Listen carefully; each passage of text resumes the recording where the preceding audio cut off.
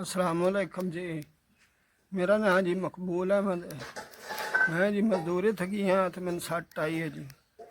उस तो बाद रीढ़ की हड्डी टुट गई, ऑपरेशन की गुंजाइश भी नहीं है। लोग आते ऑपरेशन करा, ये डॉक्टर अंदर में 4-5 लाख रुपया जी मैं कितों लावा। छोटा जी एक बच्चा है तो बेगम मेरी मजदूरी करती, कदे किसी भांडे मां जाती, किसी मजदूरी कर रहा दी, किसी की बौखरबारी कर रहा दी। गुंजाइश नहीं हैगी जी।